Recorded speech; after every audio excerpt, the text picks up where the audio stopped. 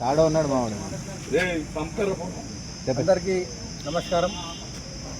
ఏదైతే ఎడపల్లి శివార్లో గల సర్వే నంబర్లు 597, 598, 599లపై ఏదైతే పాస్బుక్లు జారీ చేసిల్లో ఆ పాస్బుక్లని వెంటనే రద్దు చేయాల్సిందిగా డిమాండ్ చేస్తూ ఈరోజు ఎంఆర్ఓ గారికి వినతి పత్రం ఇవ్వడం జరిగింది. దీంట్లో అధికారులు తప్పుదో పట్టిస్తూ ప్రజలన్నీ కేవలం హాలిడే ఉన్న రోజు కూడా అధికార ధృవపత్రాలు ఇచ్చినటువంటి సందర్భం ఇది. అధికారులు నిద్రపోతున్నారా? ఎంఆర్ఓ గారు నిద్రపోయారా? సందర్భంలో ఆదివారం రోజున అధికారికంగా మీరు ఎంఆర్ఓ గారు ఉత్తర్వులు ఎలా ఇస్తారు? అప్పుడు ఎంఆర్ఓ గారు దీని మీద సమగ్ర విచారణ జరపాలని కూడా కోరుతూ ఉన్నాం. అలాగే ఏదైతే 2005లో మేము సాదా బైనామా కింద పొలం కొన్నామని చెప్తా ఉన్నారు, దీంట్లో దస్తూరి కింద పేరు కూడా లేదు. ఇది సికింద్రాబాద్లో కొన్నట్టుగా ఉంది పేపర్, ఇది బాండ్ పేపరు. దీనిపైన కూడా విచారణ జరపాలి. ఈ పేపర్ ఎవరు అమ్మేళ్ళు, ఈ దస్తూరి ఎవరు పెట్టారు, ఎవరైతే సాక్షులు ఉన్నారో సాక్షులను కూడా పిలిపించాల్సిందిగా మేము డిమాండ్ చేస్తూ ఉన్నాం. దాంతోపాటుగా ఏదైతే 2005లో కరటూరి రామకృష్ణ, కరటూరి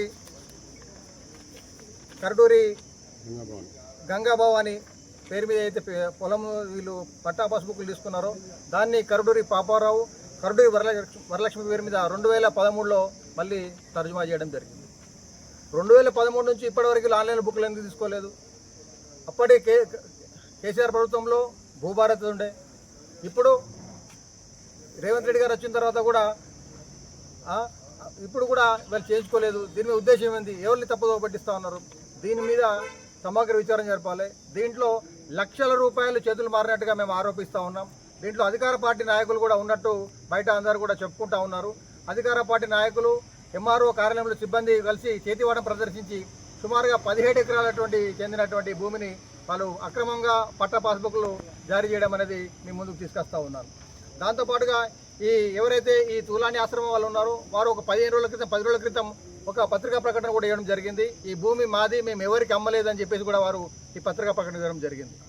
కౌలు డబ్బులు కూడా వీళ్ళు 2024లో 2005 నుంచి మేము కొన్నాము, 2013లో కూడా మేము మా నాన్నకు అమ్మకు చేసామని చెప్పినటువంటి వ్యక్తి 2024లో తెలంగాణ గ్రామీణ బ్యాంకు నుంచి 2,54,000 రూపాయలు 24 రూపాయలు కౌలు డబ్బులు కూడా చెల్లించడం జరిగింది. ఇందుకు సంబంధించిన సాక్ష్యం కూడా మీ ముందరని పెట్టడం జరుగుతూ ఉన్నది. దయచేసి అధికారులు ఈ సమస్యను తీవ్రగతిన పరిష్కరించి ఏవైతే అక్రమంగా సృష్టించిన పాస్బుక్లు తక్షణమే రద్దు చేయాలని మేము డిమాండ్ చేస్తూ ఉన్నాం. మా డిమాండ్ మీరు పరిష్కరించినట్లయితే మేము తప్పకుండా విజిలెన్స్ కమిటీకి కూడా పోతా ఉన్నాం.